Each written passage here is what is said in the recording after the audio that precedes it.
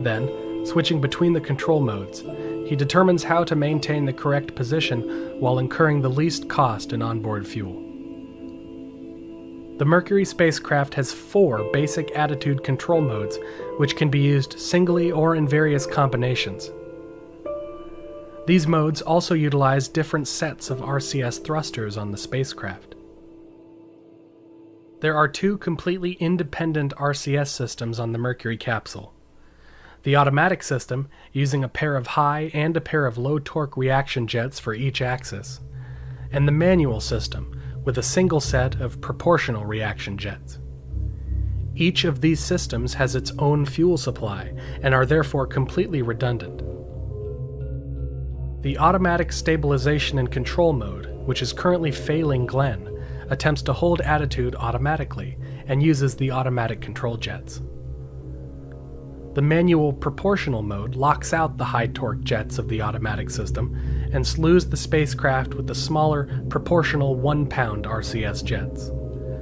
This mode uses mechanical linkages to solenoid valves, and while it uses an extravagant amount of fuel and is not precise, it is the emergency method of control in the event of a power failure. A second manual mode, known as fly-by-wire, allows the astronaut to manually operate the automatic system of jets with electronic signals sent from the hand controller. It is the most versatile and popular of the manual control systems, and it is the solution which Glenn chooses for this specific problem. Finally, a third manual mode, called Rate Command, is essentially a fly-by-wire system superimposed onto the manual RCS jets. The astronaut may be able to precisely move the capsule while only using manual system fuel in this mode. It is generally saved until re-entry. Glenn flies the spacecraft in the manual fly-by-wire system for the remainder of the flight. As Friendship 7 crosses over Cape Canaveral at the start of its second orbit, Flight Systems Controller Don Arabian notifies Flight Director Chris Kraft that he is seeing an indication called Segment 51. Segment 51 is the landing bag signal. The warning light is indicating that the landing bag, which is located underneath the heat shield, has deployed. The rubberized landing bag is designed to soften the blow upon impact with the water. If the signal is correct, the implication is that the heat shield may be loose. If so, John Glenn will have no protection against the 3,000-degree entry temperatures. Mercury Control scrambles to address the problem. Say that over again now. I'm not sure I'm with you, Capcom. Well, we had a valid segment 51 as we went over here. Which is what? Indicating the landing bag is down. It's probably a failure of malfunction of the micro switch. We had it valid here, and we also had it valid over at the hangar on TM. The mood inside changes dramatically. Meanwhile, Glenn floats above and continues making observations on everything from his spacesuit temperature to the view outside. Head movements cause no nausea or no bad feelings at all.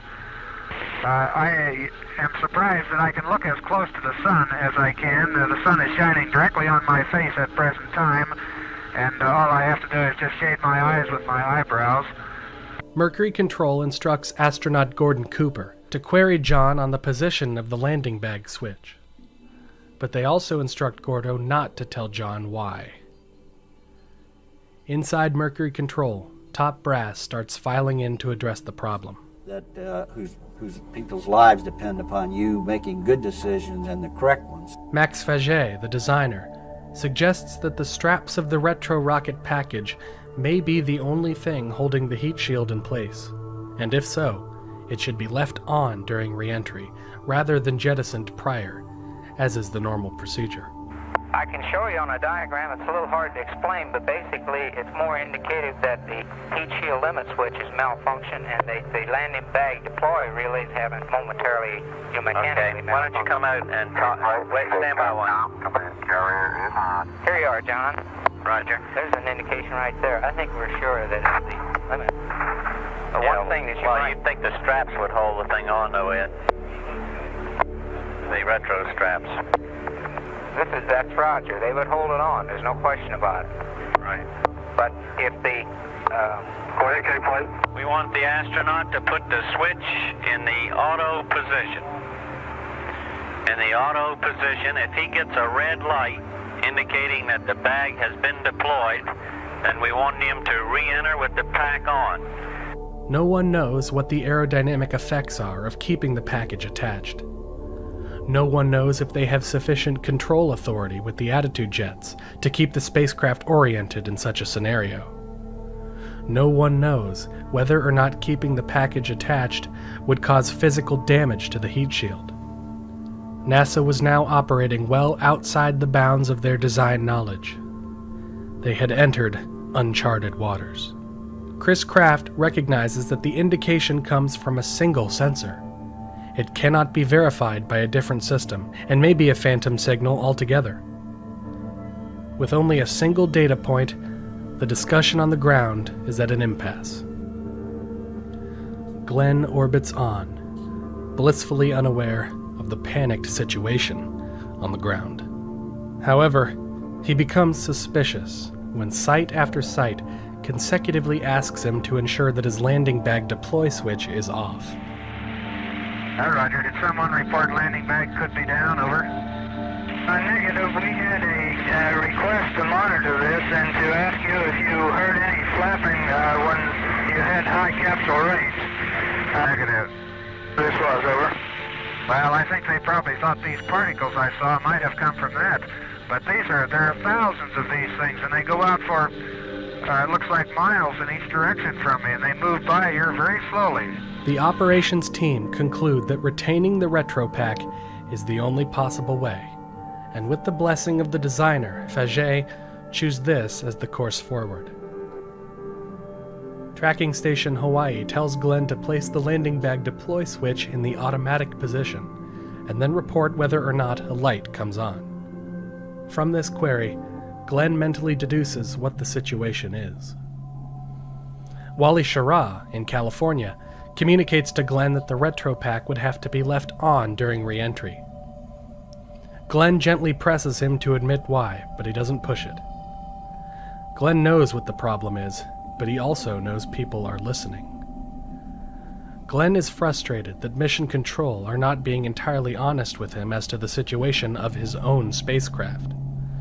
In Glenn's judgment, the astronaut should be kept fully informed of all possible issues, lest they lose communication with the ground. This is Texas Capcom Correction 7. We are recommending that you leave the retro package on through the entire re-entry. This means that you will have to override the 05G switch, which is expected to occur at 0443. This also means that you will have to manually retract the scope. Do you read? This is Friendship 7. What is the reason for this? Do you have any reason? Over. Not at this time. This is the judgment of safe flight. Roger. Say again your instructions, please. Over. After just 3 orbits, it is decided to initiate retrofire. After just 3 orbits, Glenn is coming home. 5, 4, 3, 2, 1, fire. Roger. Retros are firing. Yeah, baby. Are they ever? It feels like I'm going back toward Hawaii.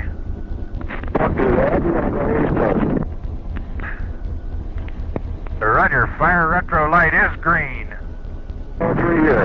Roger. Roger, retros have stopped. 4.5 hours into flight, Friendship 7 fires its retro package and breaks out of Earth orbit. There was no turning back now. Glenn was headed for a rendezvous with the atmosphere. He would either slow down or burn up. Glenn starts to hear noises that he describes as small things brushing against the capsule. The orbital re-entry does not impart the high G-loads of the ballistic flights. Its trajectory is much more depressed, and the spacecraft remains in the high atmosphere for quite a bit longer. but it does impart much higher peak temperatures. Glenn experiences his worst emotional stress of the flight as he watches burning chunks fly by his window. Likely pieces of the retro pack. Or were they pieces of his heat shield? This is Friendship 7. I think the pack just let go.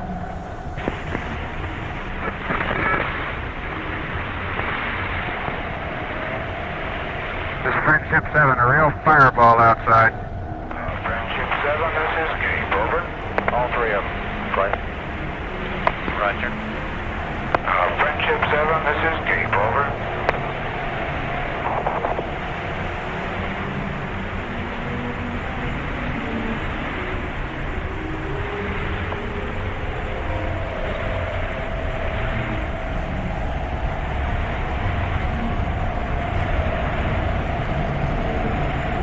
Okay, Friendship 7, over.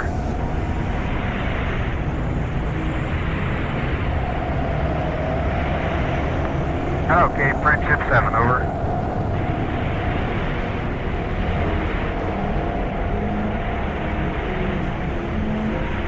Okay, Friendship 7, do you receive, over? I'm getting all kinds of contrails and stuff outside out here.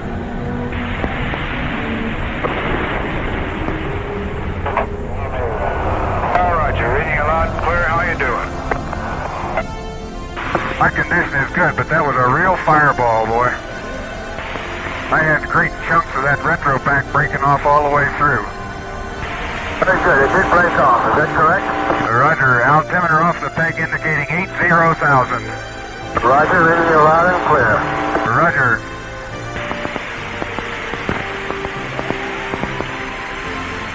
Seven, this is Steve. As you read, you will be within 1 mile of the uprange destroyer. Recovery weather is very good. Over. Roger. Understand. 5,000. Stand by. Mark.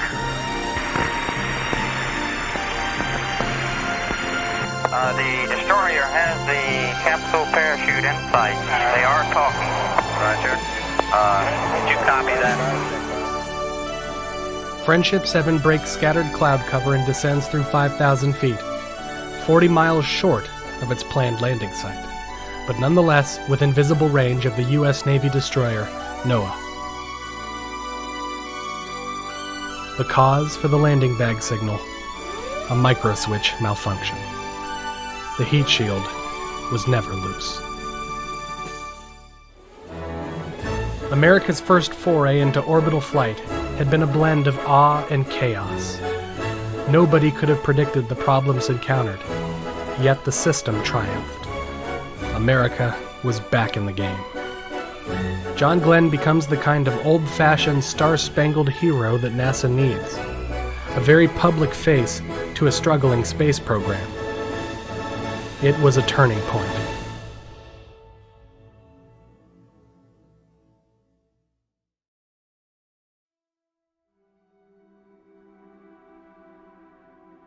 An unfortunate side effect of this is that Glenn would not be considered for future spaceflights, much to his own disappointment.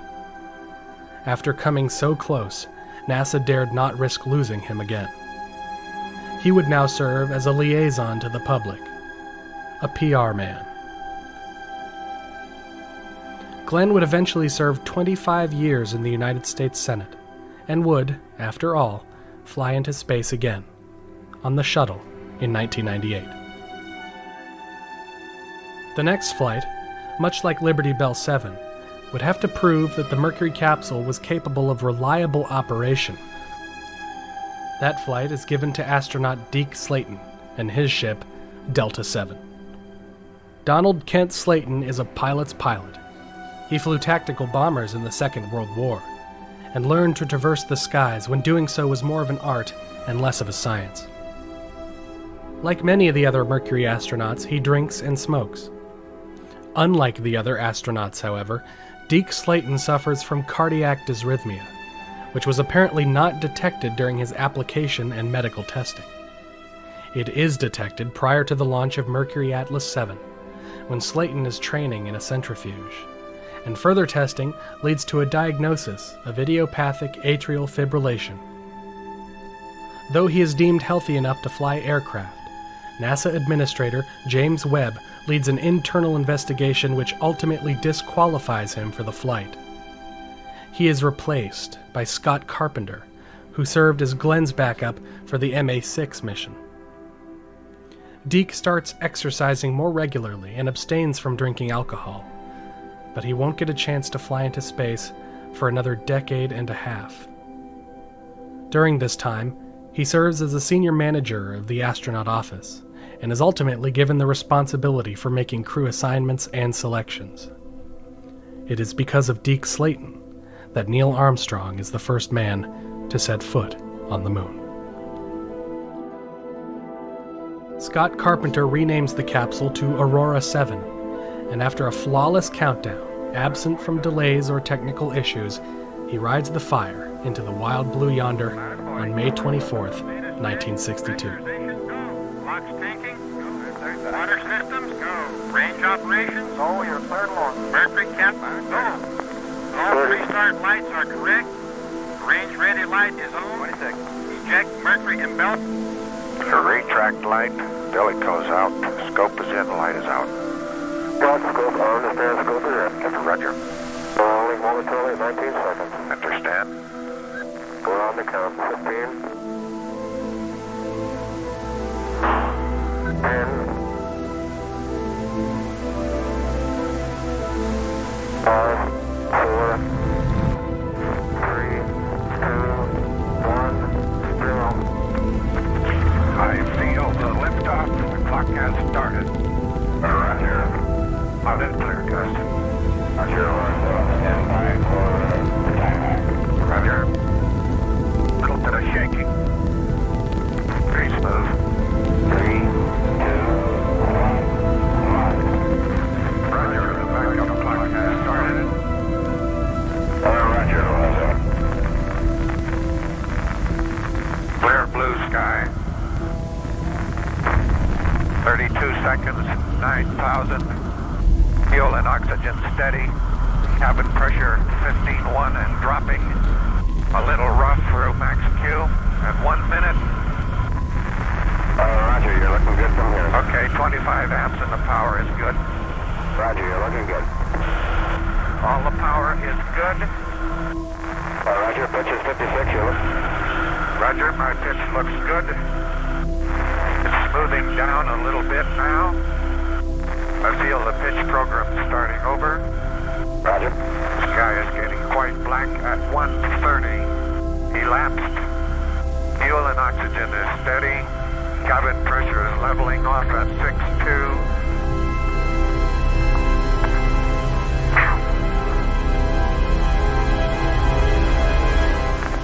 Roger, there's Pico on time. And Roger, understand, Pico. Roger, I felt staging. Do you confirm? Do you confirm staging? 7, we confirm staging. Okay. There is Pico. Deposit grade's fired. I am weightless. Roger, you look good down here. Periscope is out. And Yeah, we go. With more than 7 hour capability. Roger, sweet words. Roger. Sometime. Oh, look at that sun.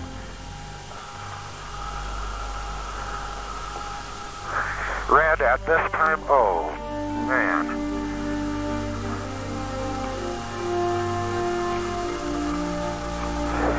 A wide, a beautiful, beautiful ring like in John's pictures. Going to fly-by-wire.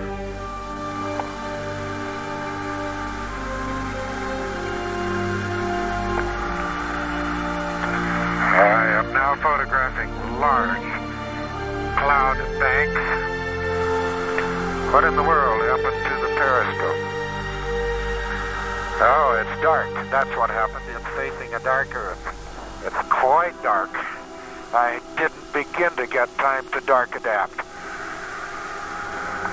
I have the fireflies. Hello, Glamis.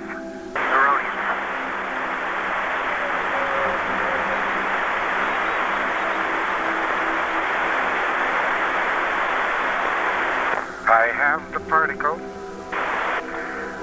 Some even appear to be going ahead.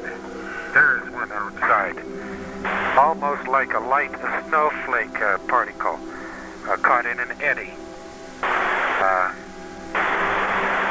They are not glowing with their own light at this time.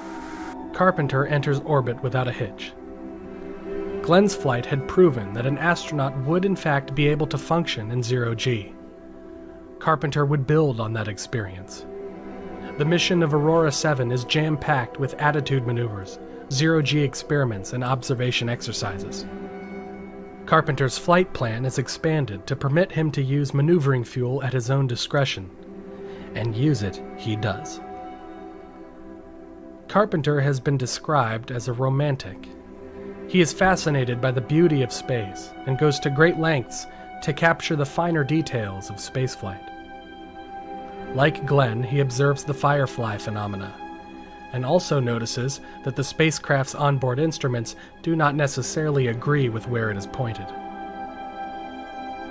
Carpenter tests several types of space food prepared for the flight by the Pillsbury Company.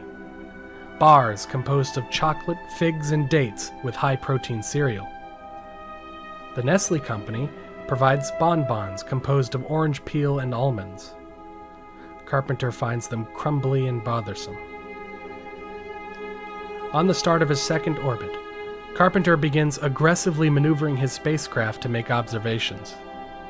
He pitches down 80 degrees over Woomera. He yaws around another 50 degrees to observe air glow. He rolls the capsule until the Earth is directly above his window. On 6 separate occasions, he accidentally actuated the high-thrust RCS jets of the automatic system. He was now eating through both systems' fuel supplies. By the end of the first 2 orbits, Aurora 7's RCS propellants had dropped to 42% in the manual system and 45% in the automatic system. Tracking stations repeatedly remind him to conserve his fuel. Carpenter conducts a small internal experiment into microgravity. He observes the behavior of liquid in a weightless state inside a closed glass bottle. He also conducts an external experiment, deploying a multicolored balloon into space. The movement of the half-inflated balloon was erratic and unpredictable, but he managed to obtain a few drag resistance measurements. He also attempts to hold a steady attitude by centering the moon in his window. Glenn had reported some difficulty in obtaining and holding an absolute heading, likely due to his sticky RCS thruster. Carpenter, however, is able to hold the moon on the exact center mark and maintain the position with ease. Carpenter also finds that he is able to reproduce the fireflies by tapping against the capsule hatch. It is decided to bring Aurora 7 home after 3 orbits. Everything had gone successfully, but the spacecraft was dangerously low on fuel. In preparing for retrofire, Carpenter begins to make several critical errors.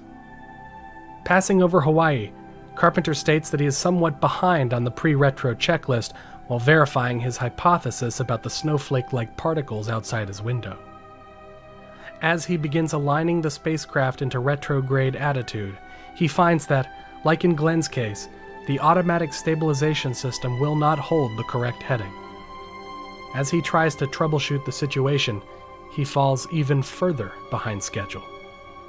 General Kraft is still somewhat concerned about auto fuel. Use no auto fuel unless you have to prior to retro sequence time.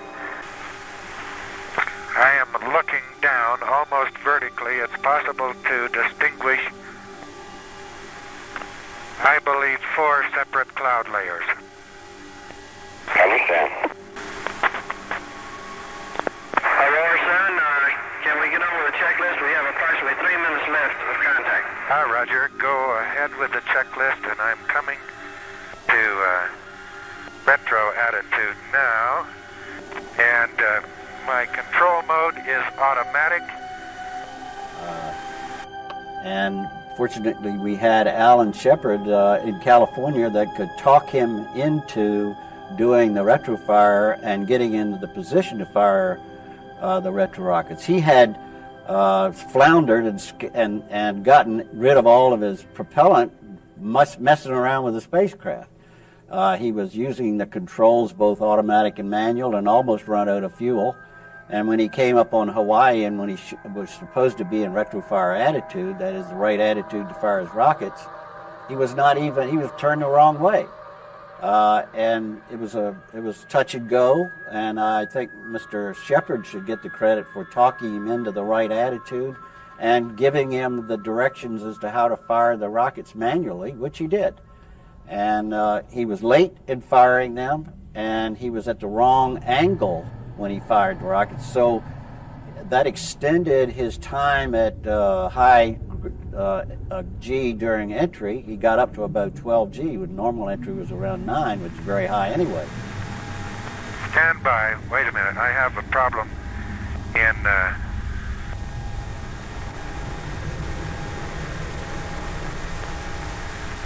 I have an ASCS problem here. I think ASCS is not operating properly. Attitudes do not agree. 5 minutes to retrograde light is on. I have a rate of descent, too, of about 12 feet per second. Aurora 7 is traveling at nearly 5 miles every second. Being even slightly off in timing or heading would translate to huge errors downrange. For 10 minutes, fuel from both systems is being used redundantly as Carpenter wrestles control away from the automatic system and hurriedly switches to the fly-by-wire control mode. Carpenter would have to push the button to ignite the solid fuel retro rockets manually and physically hold the correct attitude through the burn. At some point throughout this process, Carpenter becomes disoriented and loses track of what his heading is. When retro fire does come, it comes 3 seconds late and 25 degrees in the wrong direction. Retro sequence is green. All right, just check ASCS quickly to see if orientation mode will hold. Right, you'll have to use attitude bypass then and manual override. Roger. 4, 3, 2, 1, 0. Okay, fire 1, fire 2, and fire 3. I had to punch off manually. I have a little bit of smoke in the capsule. That 2's all, Scotty. Okay, I think they held well, Al. I think they were good. I can't tell you what was wrong about them because the gyros were not quite right. But retro jettison, 3 fuse switches are on. All right, we should have retro jettison in about 10 seconds. Roger. That was a nice gentle bump. All 3 have fired. Retro attitude was red. All right, we should have retro jettison now. Right then, at 34:10 on time. Roger. How much fuel do you have left, both tanks? I have 20 and 5. Roger. I guess we better use... I'll use manual. On re-entry, unless ASCS holds you in re-entry attitude. Yes, it can. I'll have to do it with manual. By the time retro fire is completed, Scott Carpenter is out of manual RCS fuel, and his automatic system is down to 25%.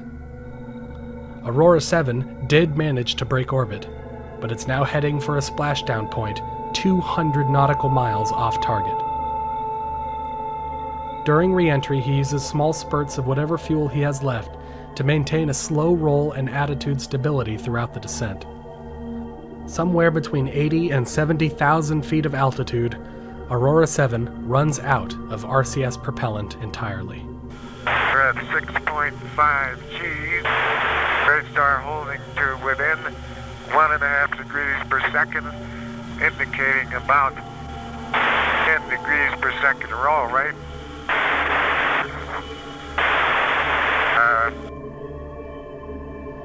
Explorer 7 splashes down hundreds of kilometers away from the nearest ship.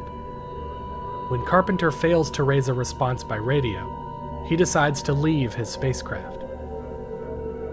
Opting to exfil through the auxiliary egress hatch at the top of the vehicle rather than through the primary side hatch, Carpenter inflates his life raft and crawls out into the ocean. It would be an hour and 7 minutes until Carpenter would be reached by recovery forces, who came upon him eating a candy bar and enjoying the view of the ocean. When he was picked up, he is quoted as saying, "I didn't know where I was, and Mission Control didn't either." This phrase, combined with his nonchalant attitude about the situation, enrages certain individuals in Mission Control, including Flight Director Chris Kraft. Because of this experience, Carpenter is blacklisted from future space flights. He will never fly into space again.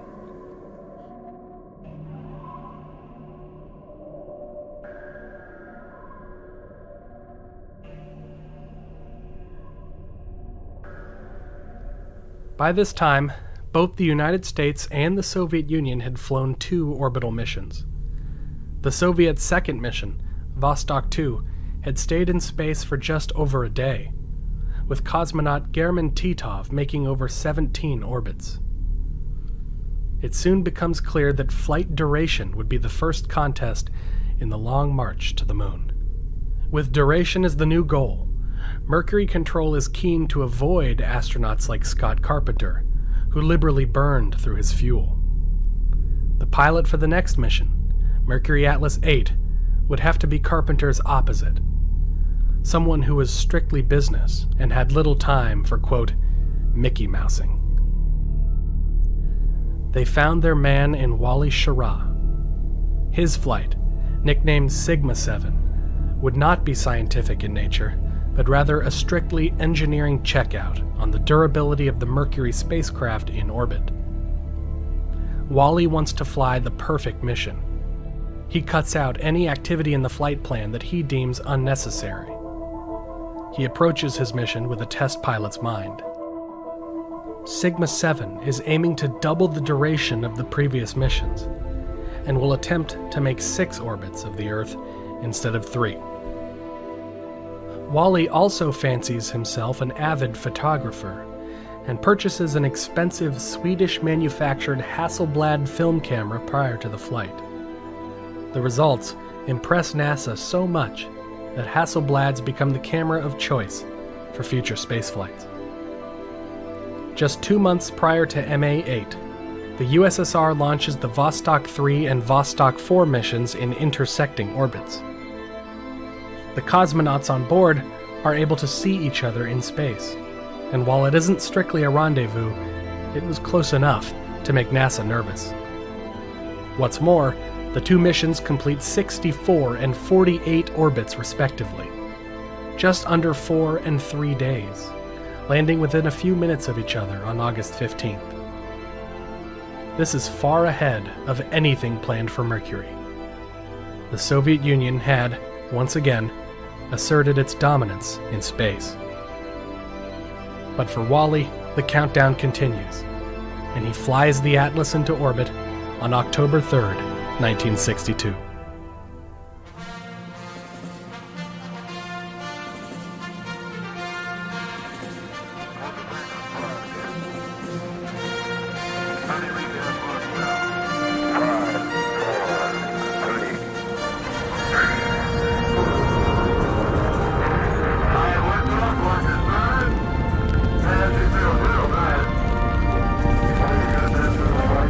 Yeah, I got the dead on my office wall. I'll get it on the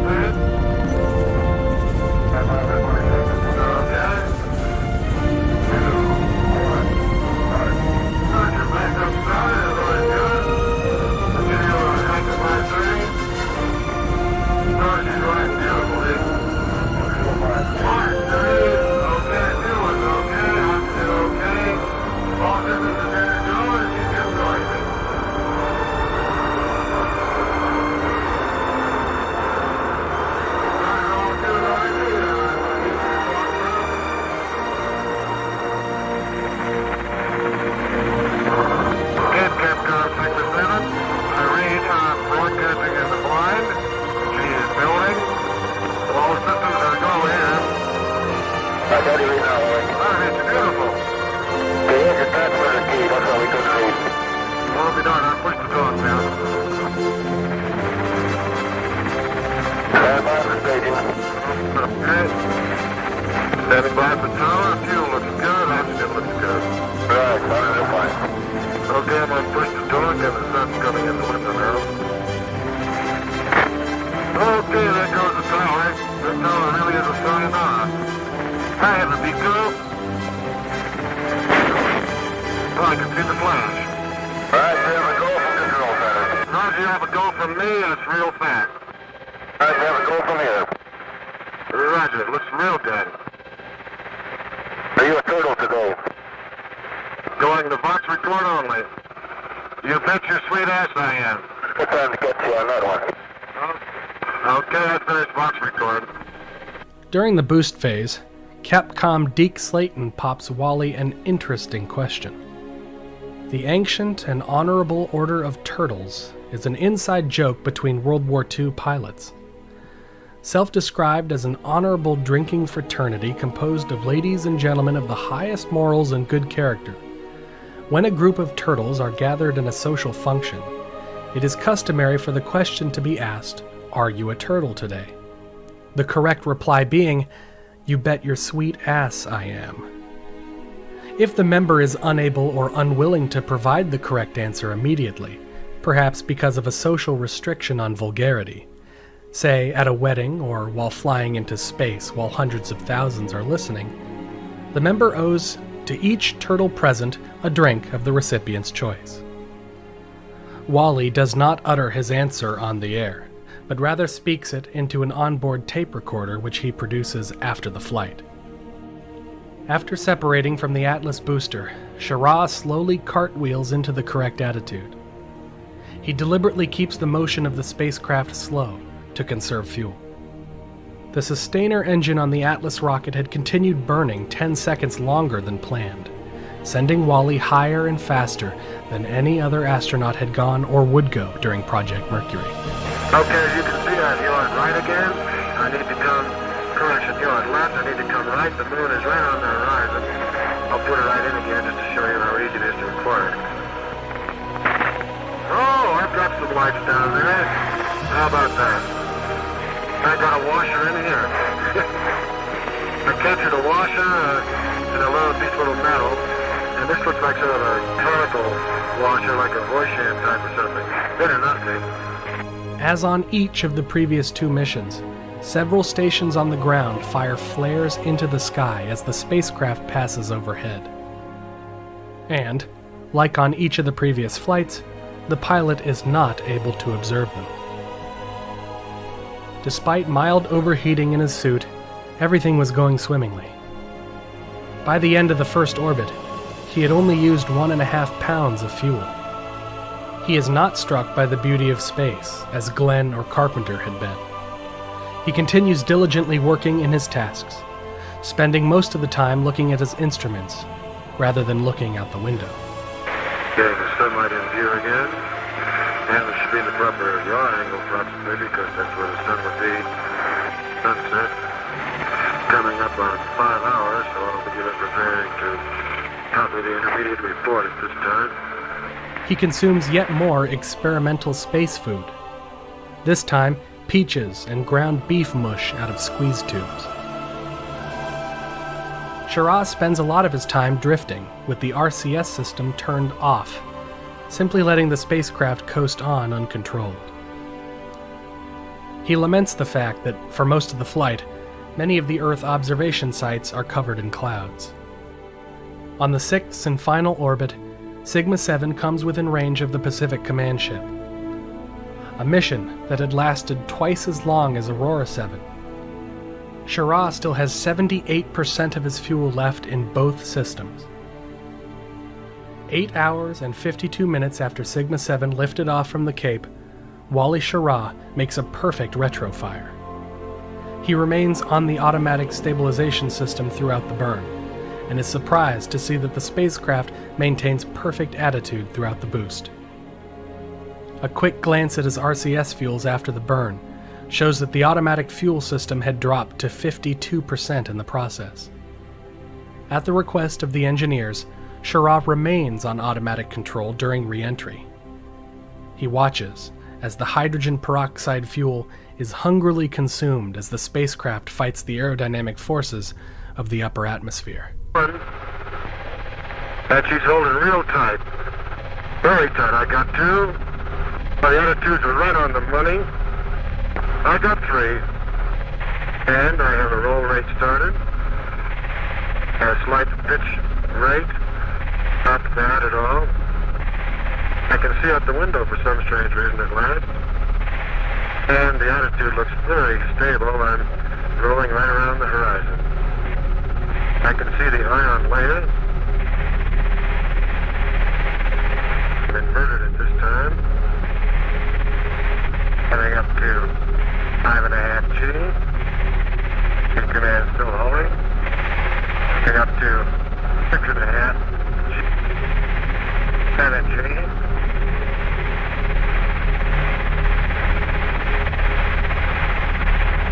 Coming up to 8 G.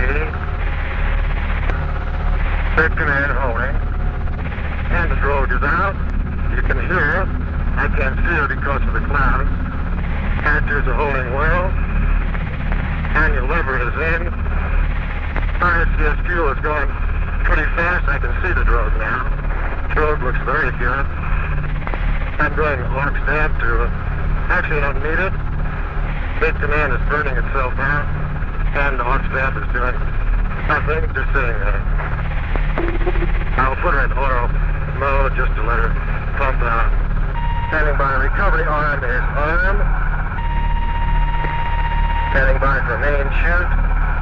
All switches in proper position. Counting fuel is almost all gone. There goes drogue, and main is out. She's out beautiful. Bright blue sky. Main is de-reefed, and looks like a sweetie pie. Auto fuel is dumping. Rate of descent is about 35 at this time. I see no problems at all. After 9 hours and 13 minutes of flight, Sigma 7 splashes down half a mile from the USS Kearsarge, in full view of the crew and onboard cameras. It had been a perfect splashdown following a perfect mission. Within 40 minutes of hitting the water, Schirra was standing on the deck of the carrier. It was the first splashdown in the Pacific Ocean, just off Midway Island. Sigma 7 was the most successful Mercury mission to date, and may have been more memorable, if not for the news event that would shock the world just 2 weeks after the mission's conclusion. On October 15, 1962, U-2 spy plane overflights of Cuba confirmed the worst. The deployment of offensive Soviet R-7 Semyorka ICBMs in the Western Hemisphere. The following international stalemate and naval quarantine comes to be known as the Cuban Missile Crisis, during which time the entire space program is shut down as Atlas missiles across the country, the same kind that are propelling Mercury astronauts into orbit, are armed with nuclear warheads and prepare to fly towards their targets inside Russia. It is the closest America has ever come to nuclear war. Within the past week, unmistakable evidence has established the fact that a series of offensive missile sites is now in preparation on that imprisoned island. The purpose of these bases can be none other than to provide a nuclear strike capability against the Western Hemisphere. The size of this undertaking makes clear that it has been planned for some months. Nuclear weapons are so destructive, and ballistic missiles are so square, that any substantially increased possibility of their use, or any sudden change in their deployment, may well be regarded as a definite threat to peace. It shall be the policy of this nation to regard any nuclear missile launched from Cuba against any nation in the Western Hemisphere as an attack by the Soviet Union on the United States, requiring a full retaliatory response on the Soviet Union. Everyone by then Even those in the space program had forgotten that, despite the bliss and grandeur of making mankind's first explorations of the heavens above, those explorations were being made on weapons systems which also make possible the absolute destruction of the modern world. The implications were very, very real, and the terrifying true nature of this possibility is laid bare during a few weeks in October 1962. A flashpoint that fizzles. America's military returns home from a war that never happened. The ICBMs of the United States and the Soviet Union across the world, the harbingers of mutually assured destruction, stand down for now. Well, I didn't know how worried I was looking. I was worried. There was no question about that. And until I saw the tape of the press conference, I didn't realize how worried I was. The success of Mercury Atlas 8 and the twin flights of Vostok 3 and 4 had been a death knell for Mercury. The project had brought much success, but NASA couldn't keep doing the same old thing for long. It was time to think bigger. And Kennedy's moon speech at Rice University in Texas sends a clear message to everyone. It's time to think bigger and move faster. Mercury Atlas 10, a flight which was originally assigned to Alan Shepard, is canceled. The next flight, MA9, would be Mercury's last, as NASA rapidly prepares the new two-man Gemini capsule and builds a brand new mission control center in Houston, Texas. Business of space operations involves very high risk. And the tools that we use are leadership, trust, teamwork, and values. And the people who implement these tools, use these tools to implement the missions, are the men and women of mission control. You have to establish a frame of mind that is absolutely positive, one that cannot be defeated. And the best way to express that I will never surrender attitude is failure is not an option. MA9 would be given to the only astronaut who hadn't yet flown and was still qualified to fly, Gordo Cooper. His mission, like Glenn's, would be open-ended. Using the experience gained from Sigma 7, Gordo would attempt to push the Mercury capsule to its limits, aiming to stay in orbit for an entire day, and even longer if possible. Gordo ironically nicknames his spacecraft Faith 7 in a snide attempt to show that he was praying the flight would go well. After the first manned Gemini mission, officials at NASA would eventually ban the naming of spacecraft until Apollo in 1969. Changes are made to the hardware based on Wally Schirra's advice. 12 pounds of control equipment, 5 pounds of radio equipment, and a 76-pound periscope are removed. In total, there are 183 alterations made to increase fuel and electricity margins and to extend the life of the spacecraft. Several cameras are also introduced, including a slow-scan television camera that would allow Gordo to broadcast images of himself back down to the ground. For the day-long mission, the capsule Faith 7 weighs over 3,000 pounds, or 1,400 kilograms. Because Faith 7 will orbit nearly every part of the Earth from 32.5 degrees north to 32.5 degrees south, a total of 28 ships, 171 aircraft, and 18,000 servicemen are assigned to support the mission. May 15th, 1963. Gordo Cooper becomes the last American to fly into space alone, atop his lumbering Atlas missile.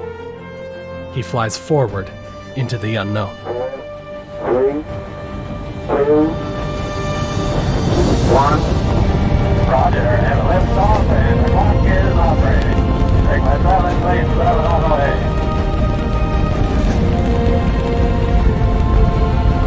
Standing by to start the backup clock. Roger. 3, 2, 1. Roger, and the backup clock is running. Roger, look good as well. Roger, feel good, buddy. 6 foot. 30 seconds and fuel is go. Austin is go.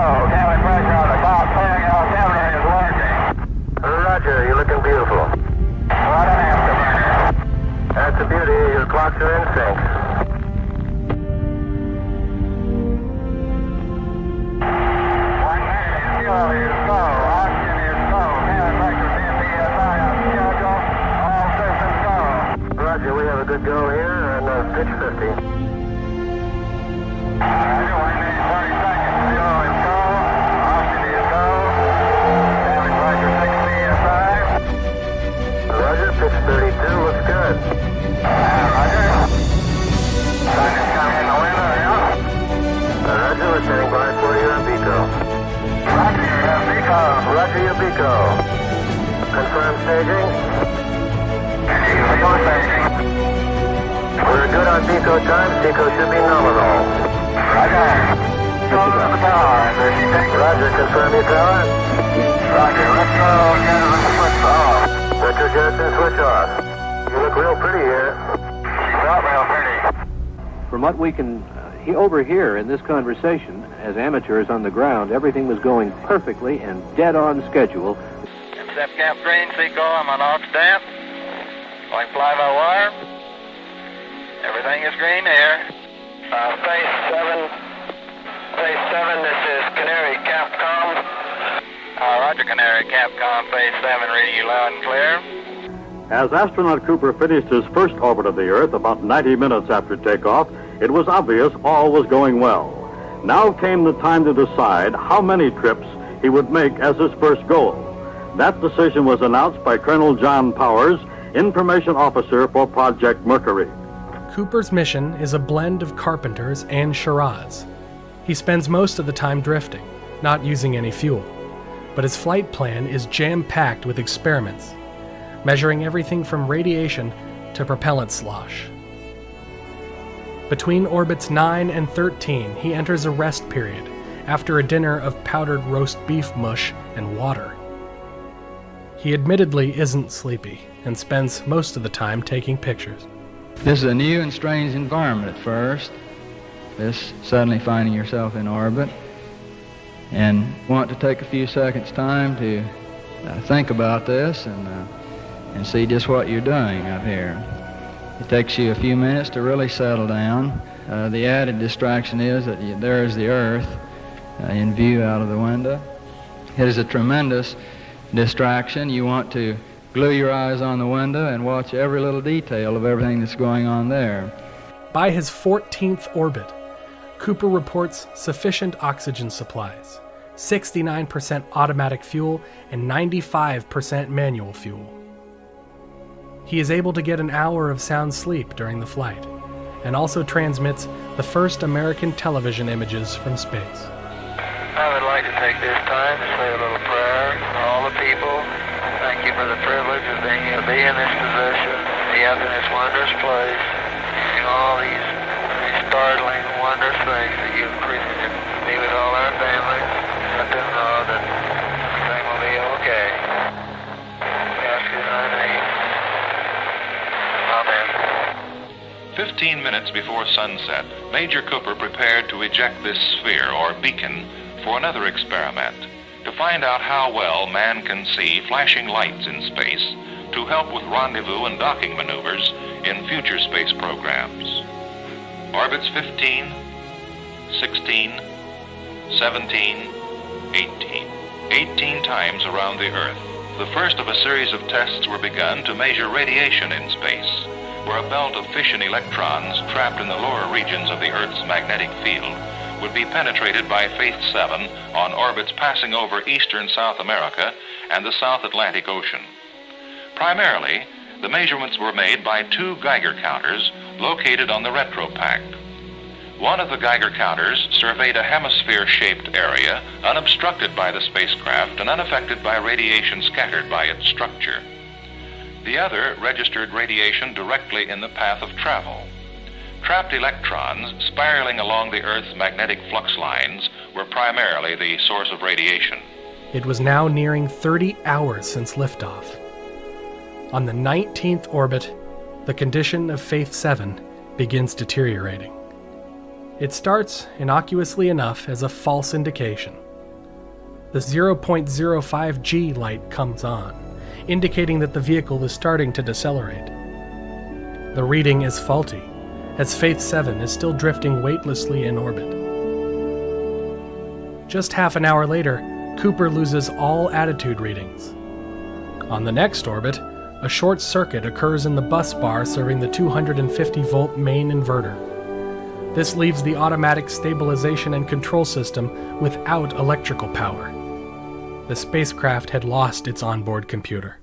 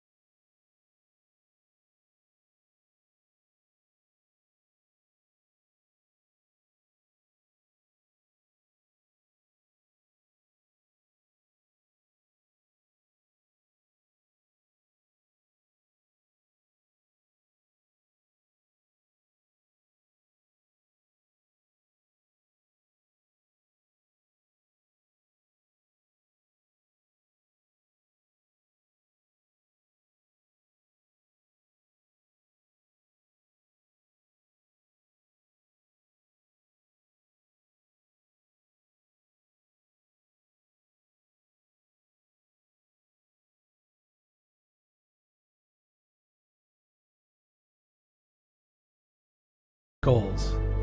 In the process,